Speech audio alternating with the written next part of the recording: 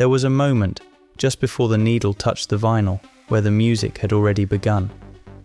Not through sound, but through what you held in your hands.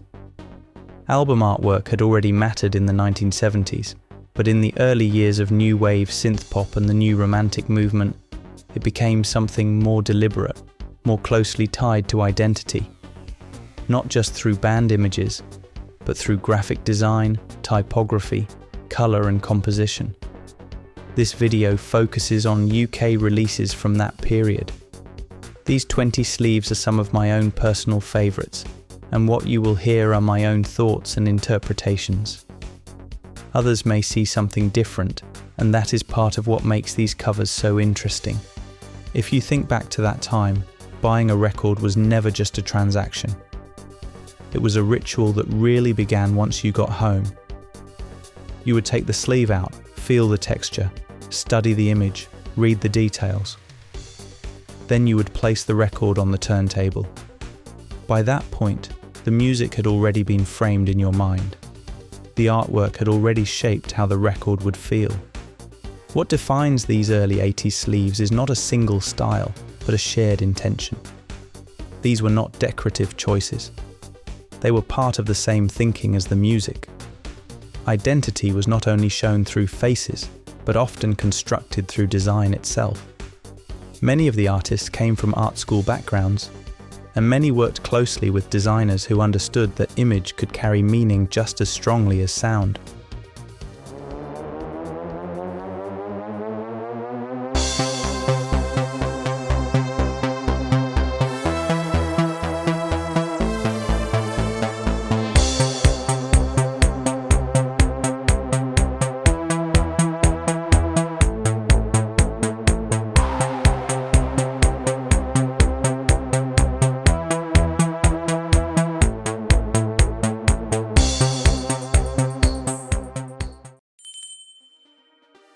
On Metamatic, John Fox presents a very controlled but also strikingly visual concept. The sleeve shows Fox standing in a dim space, reaching out towards a bright geometric shape, almost like a glowing panel of light. The contrast between darkness and this sharp artificial light becomes the focus. It suggests a connection between human presence and something technological or unknown. The image feels staged and precise, but not cold in a traditional sense. Instead, it creates a sense of curiosity and distance, as if the figure is interacting with a system rather than another person. That balance between control and mystery reflects the atmosphere of the music itself. On Telecon, Gary Newman presents a very controlled and striking image. His face appears isolated, almost floating in darkness, surrounded by a soft glow that separates him from the background. There is no body, no environment, just the face, held within a rigid frame of graphic lines. The expression is calm but distant, almost unreadable. It feels less like a portrait and more like an image suspended in space, somewhere between human presence and signal.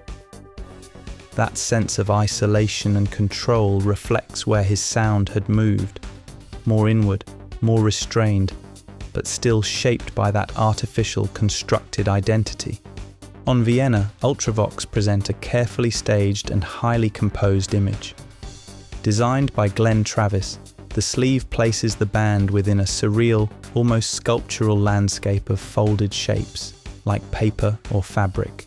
The figures are positioned rather than captured, each one separated, looking in different directions, creating a sense of distance even within the group.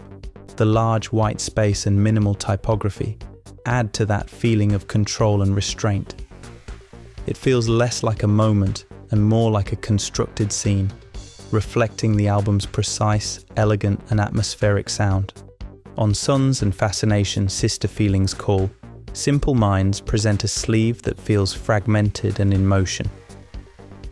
Designed by Malcolm Garrett, it combines blurred photography of urban movement with a structured graphic layout.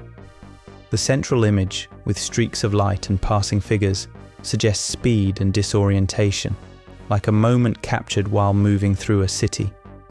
Around it, blocks of color, lines and typography create a more controlled framework. That contrast between movement and structure is key. It reflects a band in transition, where nothing feels fully settled, but everything is carefully arranged. On Architecture and Morality, orchestral maneuvers in the dark present a sleeve that works as an object as much as an image. Designed by Peter Saville, the outer yellow cover features a square cutout that reveals the inner sleeve beneath. Through that opening, you see a black and white photograph of light streaming through a modern steel staircase. The layout is precise and minimal, with clean typography and a strong red line adding structure. The interplay between outer sleeve and inner image creates a sense of depth and design. It feels architectural, controlled and carefully constructed, mirroring the balance between emotion and structure in the music. On Penthouse and Pavement, Heaven 17 present a highly constructed and almost narrative sleeve. Designed by British Electric Foundation using a painting by Ray Smith, the cover uses a collage of scenes showing the band in different roles: business meetings, studio work, and corporate environments. The figures are sharply dressed and carefully posed, creating the feel of a staged world rather than real moments. The modern glass buildings and office imagery reinforce that setting. It looks polished and confident, but also slightly artificial. That sense of performance reflects the album's themes of ambition, power, and modern society, where image and identity are part of the system itself. Designed by Philip Oakey and Adrian Wright, with photography by Brian Arris, the original UK sleeve focuses entirely on Oakey's face, tightly framed within a small central box. The surrounding white space creates a strong sense of clarity and control, while the large, bold typography at the top gives it the feel of a fashion or design publication.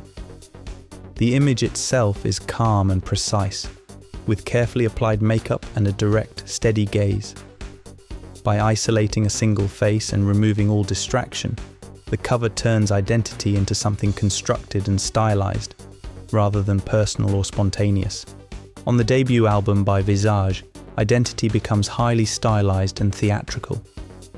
The cover presents Steve Strange in a posed, almost dance-like embrace with Vivian Lynn from the PX Boutique, a key figure around the early Blitz scene. Their posture and expression feel carefully arranged rather than spontaneous, while strong shadows are cast behind them, adding to the sense of performance. The lighting, makeup, and styling are all deliberate, creating an image that feels closer to stage or fashion photography than a traditional band cover. It reflects a moment where music, image, and identity were inseparable, and where identity itself was something constructed and performed. On Gentlemen Take Polaroids, Japan continue the shift towards David Sylvian as the central visual focus. The sleeve presents him in a highly stylized cinematic scene, standing under an umbrella in heavy rain. A flash of lightning cuts through the background, almost like the burst of a Polaroid camera. It suggests a captured moment, but the image itself is clearly constructed. Every detail is controlled, from the lighting to the pose. That contrast between a split second and something carefully staged gives the cover its tension and reinforces the band's refined, image-driven identity. On The Waking Hour, Dallas Carr present a sleeve that feels more like a classical painting than a typical album cover.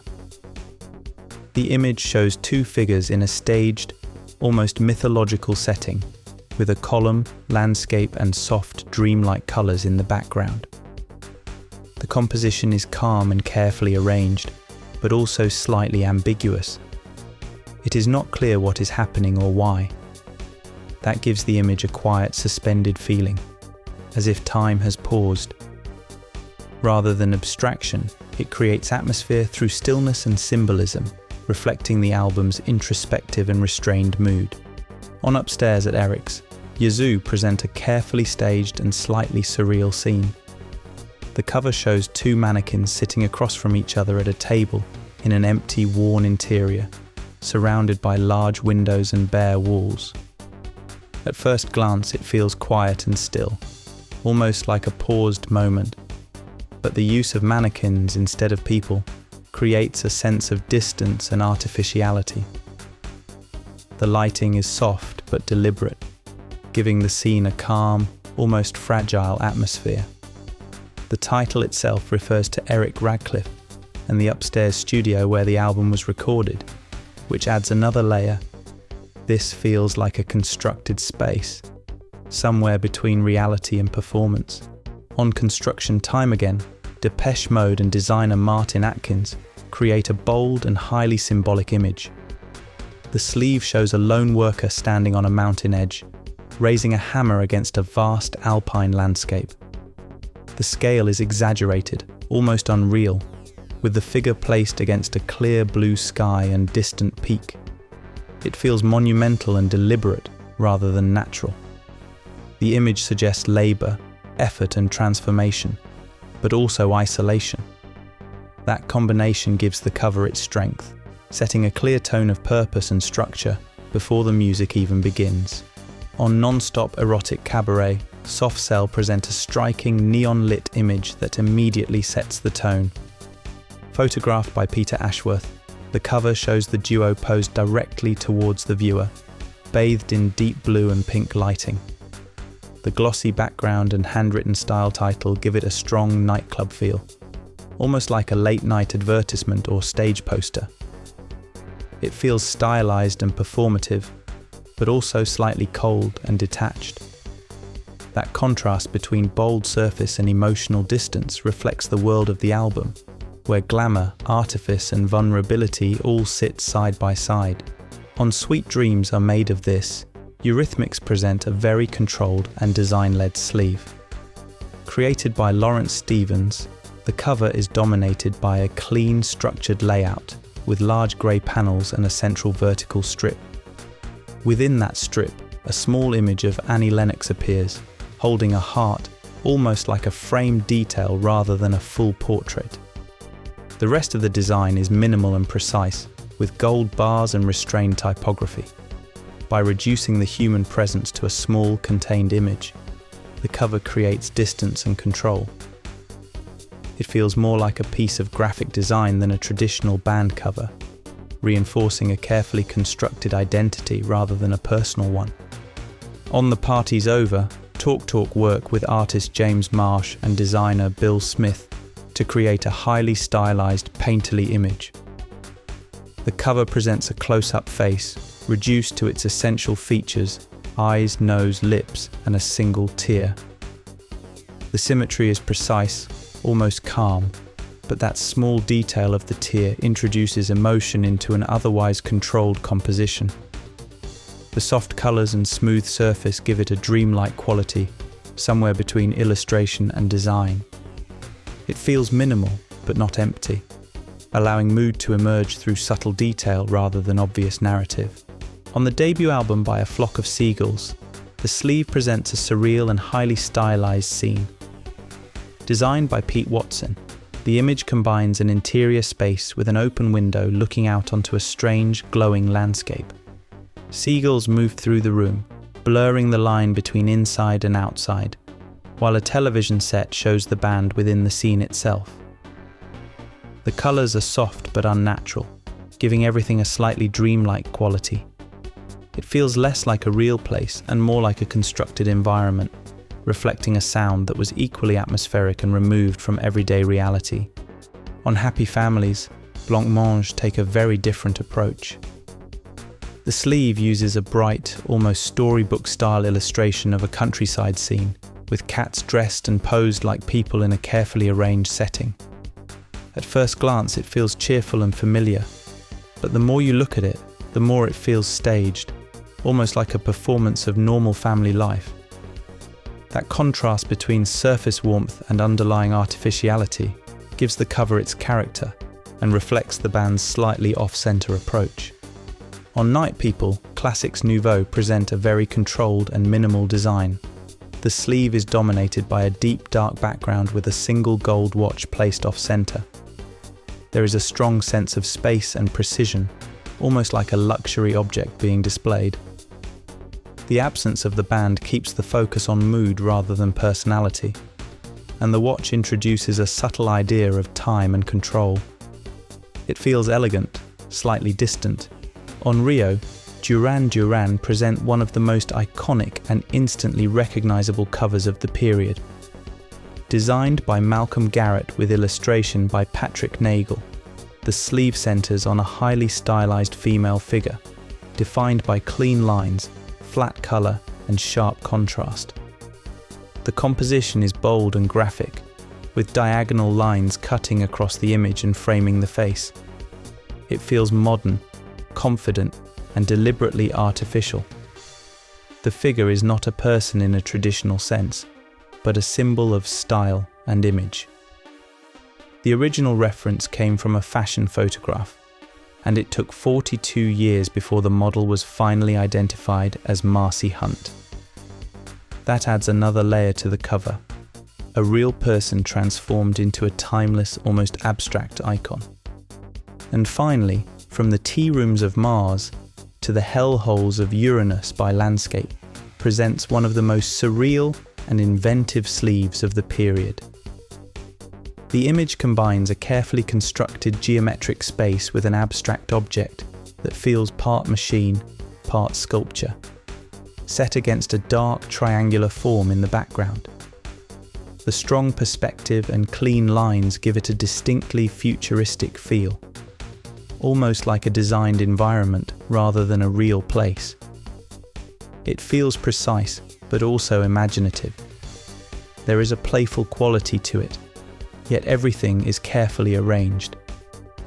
Even the long title adds to that sense of scale, continuing on the inner sleeve as if the idea itself extends beyond the cover.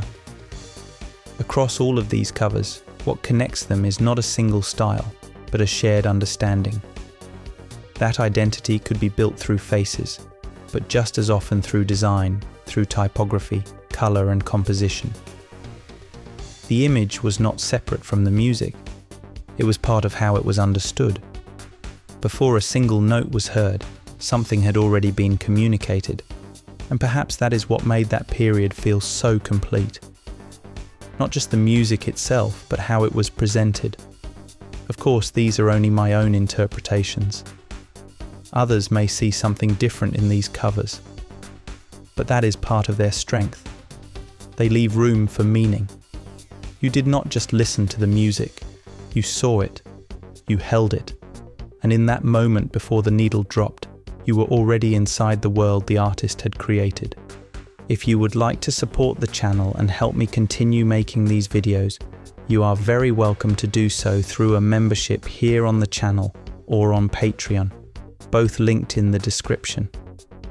I truly appreciate all your support.